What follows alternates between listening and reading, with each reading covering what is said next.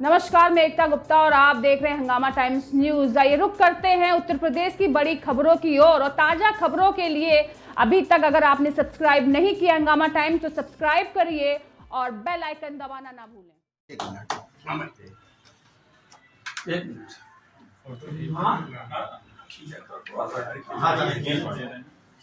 Minute तुम्हारी व्यवस्था अलग हो जाओ। तो आप ले हाँ, एक मिनट सर, आप ऊपर देखो।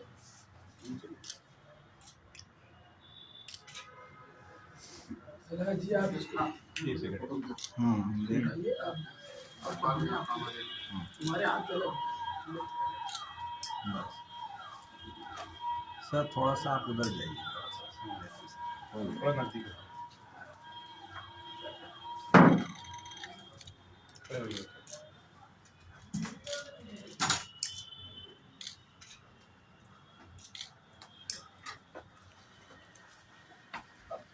माला है ना आप एक थोड़ी मिठाई खिलाना। कौन सी मेकअप पसंद है? तुम जरा सा क्ले का मिठाई खाना। ले ले। एक सेकंड।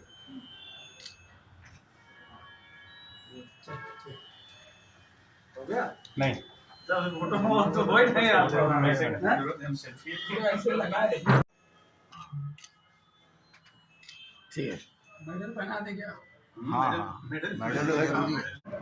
नमस्कार, मैं हंगामा टाइम्स से गिरजेश जायसवाल आज राजधानी लखनऊ में एक ऐसी शख्सियत के साथ आज मुलाकात कराना चाह रहा हूं जो अपने आप में एक बहुत ही अभूतपूर्व हैं और कश्यप समाज के लिए जो उन्होंने काफ़ी योगदान दिया है। आज उनसे कई लोग, महिलाएं या बेटियां आगे आके उनसे काफ़ी प्रेरणा भी ले रही हैं और कश्यप समाज के एक उभरती हुई जो हैं खिलाड़ी भी हैं और इन्होंने जो है अपने आप को काफ़ी प्रोत्साहन भी दिया। लोगों ने उनके समाज में जाके काफ़ी लोगों को वो भी किया। आइए मिलते हैं उनसे, खुशबू कश्यप से। तो उन्होंने कैसे सुनिए सर। अच्छा, खुशबू निषाद नाम है, ठीक है। प्रयागराज की रहने वाली है, ठीक है। दुशांबे ताजिकिस्तान में IMF एशियन चैंपियनशिप हुआ था 27 से 31 अक्टूबर। उसमें जो है इंडिया को रिप्रेजेंट किया था खुशबू निषाद नंदा। अच्छा, नाम मैं एडिट कर दूंगा, चलो कोई नहीं, ले लो।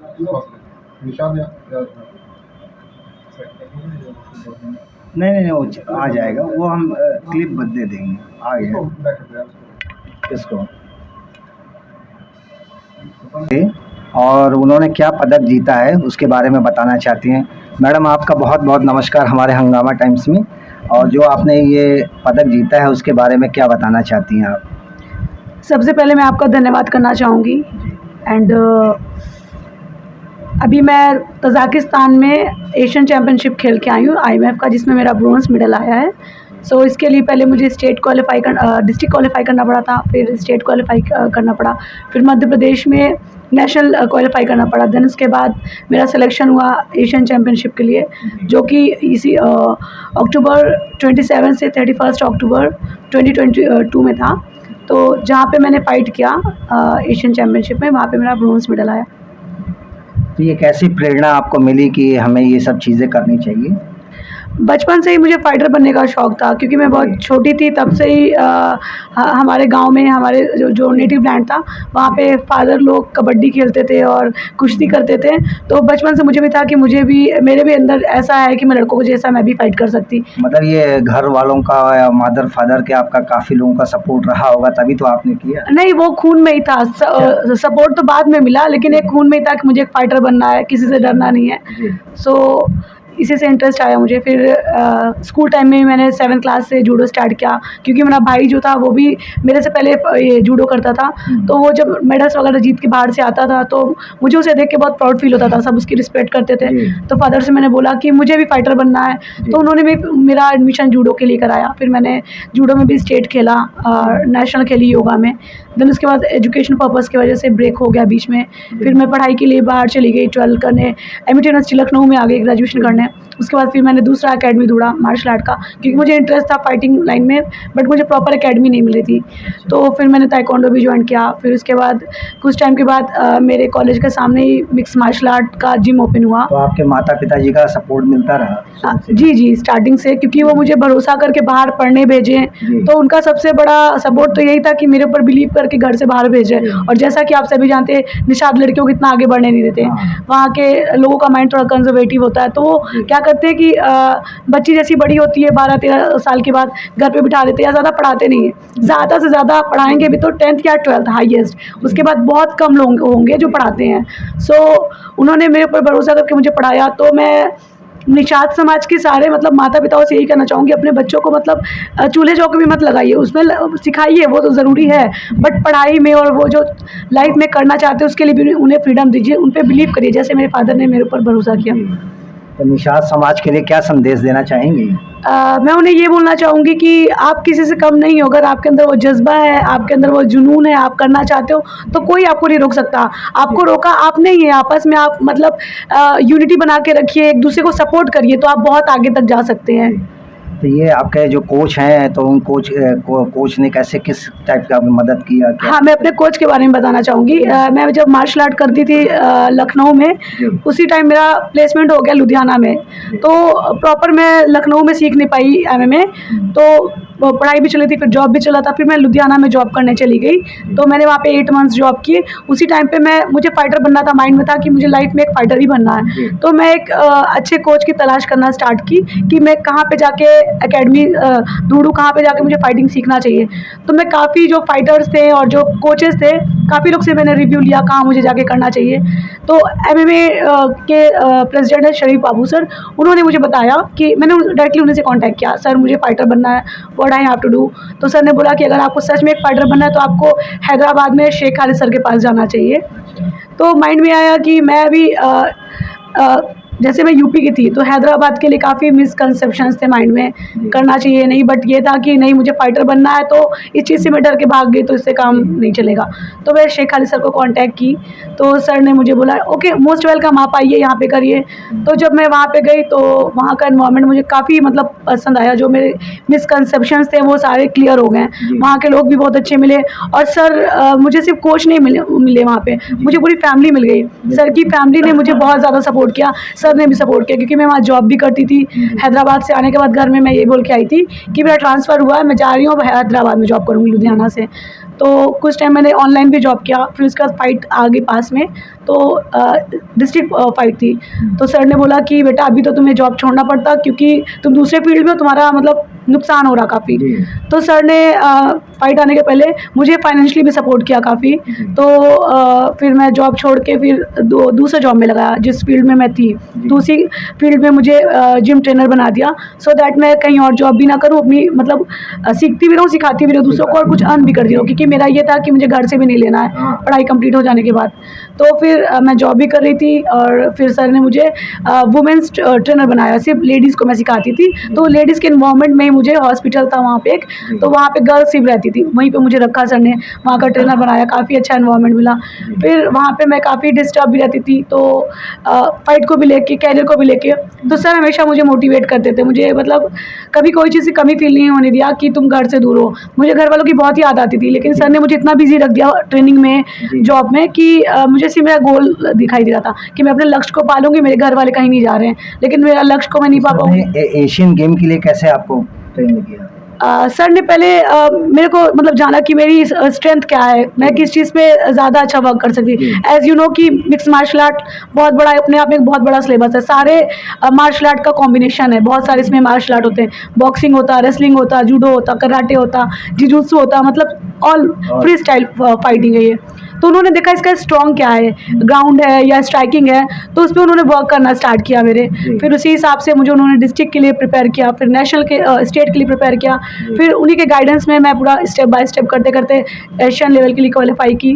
तो सारा मतलब कभी उन्होंने मुझे हारने नहीं दिया, तू मेरी शेरनी है, शेर तू कर सकती। उनके जब आवाज़ें कान में होती ना, तो अलग ही जोश आता था। तो फादर भी उधर से कहते तू शेर की लड़की है, इधर से मेरे कोच भी कहते शेर की लड़की, तब तो मुझे जीतना ही था। चलिए हमारे साथ कोच साहब भी हैं, चलिए बात करते हैं। सर आपका इनके प्रति क्या भावना रही, कैसे रहा? देखिए पहले तो हम हिंदुस्तान में हैं, तो हिंदुस्तान में स्पोर्ट्स का बढ़ावा नहीं है, मगर अभी कुछ इंडिया में स्पोर्ट्स थोड़ा थोड़ा डेवलप्ड हो रहा। अभी रिसेंट अभी बॉक्सिंग का भी एशियन चैम्पियनशिप चल रहा था, 4 गोल्ड मेडल आए बॉक्सिंग में, तो मुबारकबाद देता हूँ जो इंडिया के लिए 4 गोल्ड मेडल लाए अभी। और उसके ऊपर से गर्ल्स में स्पोर्ट्स का जो ट्रेंड है वो भी बहुत कम है, नहीं के बराबर है। आज मैं ऑलरेडी मैं इंडियन टीम कोच हूँ, तकरीबन 2015 से इंडिया को लीड करता हूँ as a Indian team coach. तो जब भी हमारी इंटरनेशनल टीम जाती है उसमें एक आध बच्ची या बड़ी मुश्किल से बाज़ों को तो एक भी गर्ल नहीं रहती। तो आपको कैसे लगा कि ये खुशबू निषाद जी का इन पे मेहनत की जाए और ये कुछ कर सकती हैं? देखिए, खुशबू का स्पेशलिटी क्या है, इनका वो सेल्फ कॉन्फिडेंट है। हाँ, जो सेल्फ कॉन्फिडेंट जिसका रहता वो कुछ भी करके निकल जाता। ये किसी के ऊपर डिपेंड नहीं है बच्चे। सबसे पहली बात, यूपी से हैदराबाद ट्रैवल करना कोई मजाक नहीं है। आजकल कोई जैसा कि इतना बड़ा पॉपुलेशन वाला स्टेट है और यहाँ से एक भी बच्चा आ रहा नहीं और बच्ची निकल के आ रही, तो ये सबसे पहले इनका ये कॉन्फिडेंट है। और मैं इनको देखा क्योंकि मेरे पास ट्रेनिंग में आने से पहले भी इन्होंने ऑलरेडी एक नेशनल चैम्पियनशिप सेल्फ खेले, विदाउट किसी से ट्रेनिंग लेके खेले। वो भी एक मेरे लिए वो था कि भाई ये बच्ची सेल्फ खेल सकती, तो फिर ये बच्ची को मैं तराशूँगा और जो मेरा आर्ट है ये बच्ची के अंदर डालूँगा, वो कुछ ना कुछ करेगी। तो और बहुत सारी चीज़ें हैं जो समझ में आती कि भाई लोग सालों ट्रेनिंग करते और एरिना में जाने के बाद, रिंग में जाने के बाद डर जाते, मगर ये बच्ची का कॉन्फिडेंट ऐसा है, ट्रेनिंग कम रही तो भी रिंग में जाने के बाद एक 100% देने वाली क्वालिटी है। हाँ, बस बाहर से मेरी एक आवाज़ और फाइटर को ले लेना, उठा लेना, फेंक देना, ऐसा। क्या लगता है कि कॉमनवेल्थ गेम में या जैसे ओलंपिक गेम है तो उसके लिए आप क्या प्रोत्साहन देंगे? देखिए, एक्चुअल हमारा ये स्पोर्ट्स अभी तक तो नॉन ओलंपिक स्पोर्ट्स था। अभी रिसेंटली एशियन गेम्स के अंदर, एशियन ओलंपिक के अंदर रिकग्नाइजेशन हुआ और अच्छी बात ये है, और 1 साल पहले हमारा यूपी ओलंपिक एसोसिएशन के अंदर भी इसका रिकग्नाइजेशन हो चुका। तो आने वाले टाइम अभी इनका वर्ल्ड चैम्पियनशिप है अबू धाबी में जनवरी में, तो हम कोशिश करेंगे कि हम गोल्ड मेडल लाएंगे इंडिया को खुशबू के ज़रिए से, और आने वाले जितने भी इंटरनेशनल इवेंट्स रहेंगे उसमें हम पार्टिसिपेट करेंगे, इंडिया को ज़्यादा से ज़्यादा मेडल लाएंगे। तो आने वाली जैसे बच्चियां हैं जो उनको प्रोत्साहन मिलना चाहिए, तो आपकी तरफ से क्या शुभकामना रहेगी, क्या आप बताना चाहेंगे? जितने भी यंग स्टार्स है, बच्चे ही नहीं, क्योंकि बच्चों को भी चाहिए, क्योंकि हम 135 करोड़ पॉपुलेशन के अंदर है और ओलंपिक के आप रिज़ल्ट देखेंगे तो हमारे को गोल्ड मेडल बड़ी मुश्किल से, ब्रॉन्ज मेडल बड़ी मुश्किल से आता। और मैं जब भी दूसरे कंट्रीज़, चाइना और अमेरिका वगैरह के मैं मेडल टैली देखते तो यकीन मान लीजिए मेरे को 8-10 साल से रोना आता। मैं 3-4 ओलंपिक से, मैं ओलंपिक नहीं देखता हूँ, सिर्फ मेडल टैली देखता हूँ, गूगल में जाता हूँ, ओलंपिक के एवरीडे चेक करता हूँ कि इंडिया का क्या लेवल है। आज भी हम 50-45 पे चल रहे रैंकिंग में, तो हम 135 करोड़ पॉपुलेशन रखते। तो मैं चाहता हूँ कि जितने भी यंग स्टार्स है वो स्पोर्ट्स में आ गया है, मेहनत करे और गवर्नमेंट भी सपोर्ट करे, क्योंकि टैलेंट ही टैलेंट है। मैं जहाँ पे रहता हूँ, मैं यहाँ ओल्ड सिटी में रहता हूँ, हैदराबाद का मशहूर शहर है ओल्ड सिटी, और मेरे अतराफ में कई नेशनल चैम्पियंस है जो मैं जिसको ट्रेन करा। एक बच्चे का 3-4 टाइम नेशनल चैम्पियन है ओल्ड सिटी से, ड्राइवर से वर्ल्ड चैम्पियन बना मेरे पास बच्चा महबूब खान। आप गूगल जाके स्टोरी देख सकते हैं, एक कार ड्राइवर से फर्स्ट इंडियन वर्ल्ड चैम्पियन है। तो टैलेंट है इंडिया के अंदर, बस उसको उभारना और सपोर्ट करना है बस। तो ये कहा जाएगा कि अगर जैसे सही कोच आपकी तरह मिल जाए तो ऐसे खुशबू मतलब निषाद जी काफ़ी जो है ऐसे नाम कर लेंगे, मुझे ये लगता है। देखिए, कोच के साथ स्टूडेंट, ये दोनों एक ऐसा कॉम्बिनेशन है, आप इसको कोई नाम नहीं दे सकते। हाँ। बहुत सारी जगह कोच फ्लोर पे है सालों से, एक भी स्टूडेंट नहीं है, तो अच्छा कोच है, स्टूडेंट नहीं है, तो दोनों का होना बहुत इम्पोर्टेंट है, दोनों का मिलना ज़रूरी है। जैसा खुशबू और हमारा का एक कॉम्बिनेशन जमा, खुशबू मेरे पे इतना भरोसा करते, आज मीडिया के अंदर सीना ठोक के बोल रहे कि एक अच्छा कोच मुझे मिले, तो मैं भी वैसे सीना ठोक के बोलता हूँ खुशबू जैसे स्टूडेंट मुझे मिले, मैं गर्व करता हूँ कि ऐसे स्टूडेंट मेरे। बहुत बहुत शुभकामनाएं। आज खुशबू निषाद जी के पिताजी भी हैं हमारे साथ, आइए हम बात करते हैं नंदलाल। जी उनसे क्या कहना चाहते हैं तो ज़रा सा बताएंगे। नमस्कार सर, आपके हमारे हंगामा टाइम्स में ये आप बताएं कि आपकी बेटी ने इतना कमाल का परफॉर्मेंस किया और लोगों के बारे में लोगों को एक मिसाल कायम की, तो उसके बारे में कैसे आपके पास ये सब चीज़ें रहीं कि आपने उसको प्रोत्साहन दिया एक बेटी होने के नाते? जैसे कि चल भी रहा है कि बेटी बचाओ बेटी पढ़ाओ, तो ये कंसेप्ट कहाँ से आपके मन में आया? तो देखिए, मैं शुरू से स्पोर्ट्समैन था। मैं भी खुद कराटे करता था, अखाड़ा भी लड़ता था, और ये मेरा बेटा ही बगल बैठा राहुल निषाद, और बेटी और बेटा का मैं अंतर कभी नहीं समझा हूँ। मैं एक समान देखता हूँ आज भी और बचपन से। कभी कभी जब कुश्ती हो या कबड्डी हो तो मैं दोनों को लड़ा देता था साथ में कि कंपटीशन करो, कौन किसको हरा लेगा। ये कंपटीशन करते थे। उसके बाद बेटा और बेटी एक ही स्कूल में पढ़े, बेनहर कॉलेज में। तो बेटा पहले जाने लगा लड़ने के लिए, तो जब बेटा को मैंने भेजा जूडो लड़ने के लिए, जब वो मेडल लेके आया तो ये चिल्लाया कि पापा मैं भी। अच्छा, तो मैंने इसको ही भेजा। बताइए, एक तरह से आपने इनको भी अपनी बेटी होने के नाते प्रोत्साहन भी दिया। प्रोत्साहन दिया मैंने, बेटे जब तुम्हारी इच्छा है तो करो। इसमें दो चीज़ की बड़ी लगन थी, एक डांसिंग एक फाइटिंग। तो मैंने कहा देखो फाइटिंग तो मेरे समझ में आता है, डांसिंग तरफ मेरा कोई रुझान नहीं है। इसने कहा पापा बस मैं वही करूँगी, और वहाँ से इसका दौर शुरू हो गया। तो ये बेनहर से चली, फिर यहाँ आ गई एमटी में, एमटी से फिर सर का साथ मिल गया, शेख साहब का, तो खालिद जी का। तो इनको माता पिता जैसे मिलते हैं वैसे शेख साहब मिले, खालिद जी, तो कोच साहब। इन्होंने मेरी बेटी ने बताया इनके बच्चे हैं और इनकी बीवी मेरी बेटी को अपना बेटी मान ली है और उसी तरीके उनको ट्रीट करते हैं। मैंने ये देखा है वीडियो में कि सर के बच्चे जब ये घर कहीं पहुंचती हैं तो सारी इनकी बाल जूड़ा उड़ा बांधना शुरू कर देती है, बच्चे बेटी बेटा हैं सर के। तो मुझे लगने लगा कि वो मैं यहाँ ज़रूर हूँ उत्तर प्रदेश में, लेकिन हैदराबाद में भी माता पिता इनके हैं। और मैंने इससे एक बार कहा था कि दुनिया कुछ भी कहे, तुझे मुड़ के नहीं देखना है। तुझे अगर मकाम पानी है तो मैं अगर तू ऐसे खाली लौटी तो तेरा टांग तोड़ दूंगा मैं। अच्छा, क्योंकि तू मेरी जगह की टुकड़ी है।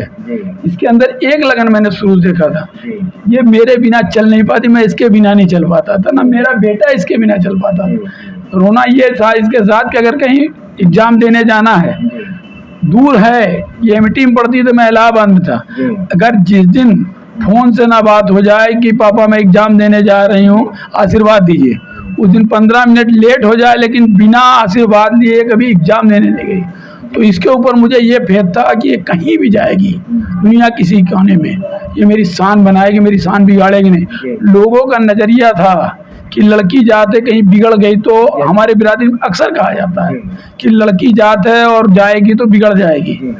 तो इसने कहा पापा मेरी जिम्मेदारी, अगर मुझ पे विश्वास करते हैं तो मैंने इससे कहा कि बेटा मुझ पे तू पे पूर्ण विश्वास है, तू कभी मेरा नाम नहीं गंवाएगी और अपने बिरादरी का नाम रोशन करेगी।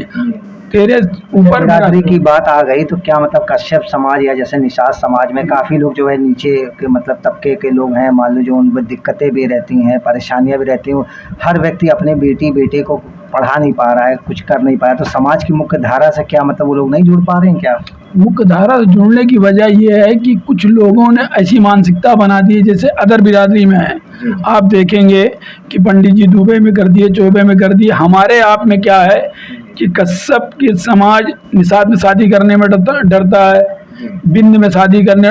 तो हम लोग जितनी जातियां हैं 78 जातियों को एक दूसरे में शादी रोटी बेटी का संबंध नहीं करने देते, अलग रखते हैं। तो एक दूसरे को छोटा बड़ा माना जाता है। जो सच्चाई है, हम निषाद वंशी हैं, हम निषाद वंशी हैं तो एक हैं। तो जब एक हैं तो हम ये दूरियां क्यों? मैं तो कह रहा हूँ कि मुझसे आके कोई कहे ना कि अपनी बेटी मेरे यहाँ कर दीजिए, लेकिन आपका परिवार ठीक हो जिससे ये लगे कि हाँ हमने किया। मैं अलग नहीं रहना चाहूँ, अब दारू का पीने वाला परिवार में तो नहीं कर दूंगा बेटी को, तो उन गंदगियों को दूर कर ले।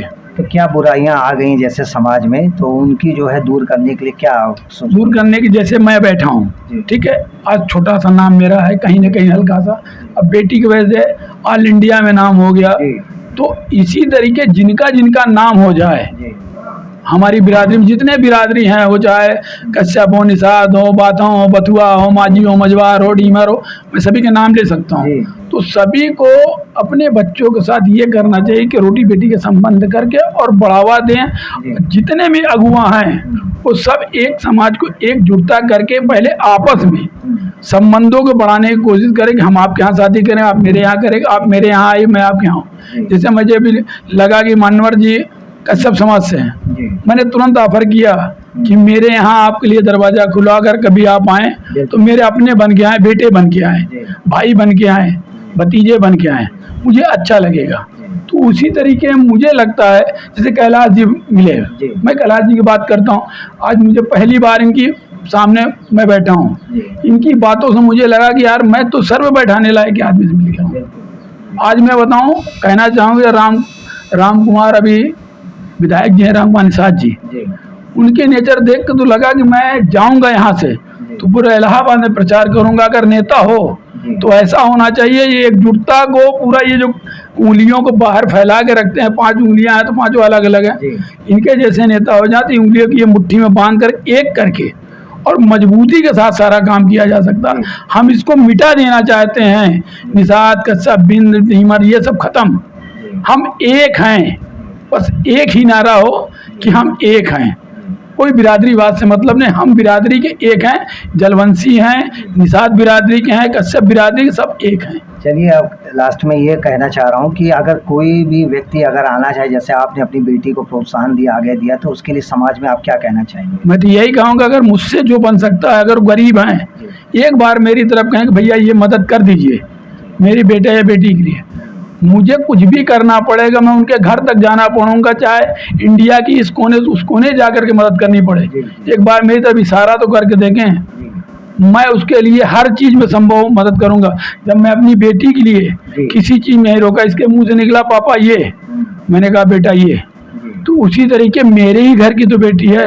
अब मैं पहले इसका पिता अकेला था, आज पूरी इंडिया के जितने हैं वो किसी बिरादरी से हो, मैं आज बिरादरी भी नहीं जा रहा हूँ, ये पूरे इंडिया की बेटी हो चुकी है। तो अब तो इसके पास पूरे इतने पिता, इतने भाई, इतने भतीजे और सारे हो गए हैं, तो अब तो इंडिया की बेटी। लेकिन अब मैं चाहूंगा जो नए निकलेंगे, मैं अपने बेटे तरीके, बेटी तरीके उसे ट्रीट करना चाहूंगा, हर संभव उसकी मदद करने को तैयार हूँ।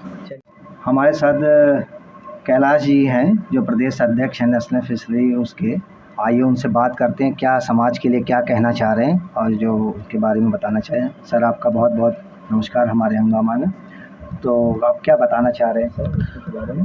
आज बड़ा सौभाग्य खुशी का दिन है। जैसे मुझे जानकारी मिली इलाहाबाद से कि खुशबू निषाद नंदन है Asia champion mix martial art में पदक जीता है, तो मुझे बड़ी खुशी हुई। हमारे मंडल अध्यक्ष है विश्वनाथ निषाद जी ने, उन्होंने मुझे अवगत कराया और मैंने तत्काल उनसे कहा, माने हमारे जो राष्ट्रीय महासचिव हैं national association of fisherman rafting Nishad संघ एवं अखिल भारतीय लोधी निषाद बिंद कश्यप समता महासभा के राम कुमार निषाद जी, तो हमने स्वागत करने का, उनका स्वागत ये जब वहाँ से लौटी इलाहाबाद में, तो हमारे राष्ट्रीय महासचिव जी वहाँ जा कर के इनका स्वागत किया। जब मुझे जानकारी मिली कि आज वो इनका फ़्लाइट से हैदराबाद जाना है, तो हमारा कार्यक्रम यहीं लखनऊ में था, लेकिन मैं छोड़ करके राम कुमार जी ने संगठन की तरफ से अपने बीजी पब्लिक स्कूल में कानपुर में रखा था, वहाँ भव्य स्वागत किया गया खुशबू जी का। उसके बाद में विधानसभा अध्यक्ष माननीय सतीश महाना जी ने इनका अपने आवास पर बुला करके स्वागत किया, अभिनंदन किया, मेमोंटो दिया और शुभकामनाएं दी आगे बढ़ने के लिए। और उसके बाद में क्योंकि यहाँ फ्लाइट पकड़नी थी, तो जब माननीय सांसद बाबूराम जी निषाद जी ने उनसे भी वार्ता हुई, तो उन्होंने कहा कि मैं तो दिल्ली में हूँ, लेकिन हमारे प्रतिनिधि के रूप में रामेश्वर निषाद जी हमारे राष्ट्रीय निषाद संघ नेफ के वो उपाध्यक्ष भी हैं, ने भी शुभकामनाएं दी हैं। उनकी तरफ से हमारे रामेश्वर जी ने स्वागत किया है और शुभकामनाएं दी हैं, और मुझे बड़ी खुशी है और मैं चाहूँगा कि विश्व चैंपियन भी ये बने, जीते, ऐसी मेरी शुभकामनाएं इनके लिए हैं। और मेरी एक ये है कि हमारा जो समाज बड़ा पिछड़ा हुआ शिक्षा के क्षेत्र में, खेल के मैदान में, और तो मैं सरकार से भी अनुरोध करूंगा कि जो हमारे बहुत दबे कुचले समाज से, जो पिछड़े समाज से जीत करके जो चैंपियन बन के आ रहे हैं, पदक जीत करके आ रहे हैं, इनको ज़्यादा से ज़्यादा प्रोत्साहन राशि दी जाए, आर्थिक मदद की जाए, जिससे और आगे तैयारी करके विश्व चैंपियन बन सके। नहीं, जैसे और भी लोगों में देखा जा रहा है, हरियाणा की जो बहन है या कोई जो बेटियां हैं वहाँ पे जो जीत के जाती हैं तो करोड़ 2 करोड़ देते हैं मुख्यमंत्री जी या कोई और चीज़ें। तो यहाँ के लिए भी जैसे बच्चों को आप अगर प्रोत्साहन देना चाहें तो क्या कहना चाहेंगे सरकार से? इस पर मैं अपने संगठन नेशनल एसोसिएशन ऑफ फिशरमैन राष्ट्रीय निषाद संघ की ओर से मांग और समाज की ओर से मांग करना चाहूँगी। माननीय मुख्यमंत्री जी को मैं पत्र भी लिखूंगा कि कम से कम 1 करोड़ की धनराशि दी जाए। जो हमारे इलाहाबाद एक गौरवशाली इतिहास है वहाँ का, तो वहाँ की बेटी खुशबू निषाद नंदा ने जो पदक जीता है, तो इनको ज़्यादा से ज़्यादा 1 करोड़ की धनराशि दी जाए, जैसे एक समाज में अच्छा संदेश जाए और बच्चे भी प्रोत्साहित हों और वो लगन हो, और लगन साथ में हमारा खेल के समय में स्वर्ण पदक भी आगे। ज़्यादा 30,000 लोग रहते हैं, तो उसे आप लोग ज़रूर देखिएगा। और वो एक मतलब मेरे लिए अच्छा हाँ बड़ा प्लेटफॉर्म है, तो उसमें मैं फ़ाइट करने वाली, जिसमें सर मेरे साथ ही रहेंगे। और दूसरा फाइट उसके नेक्स्ट मंथ जनवरी में है अबू धाबी में, तो अभी मैं उसकी प्रिपरेशन कर रही हूँ। तो अभी तो मेन फोकस मेरा टारगेट उसी पे है।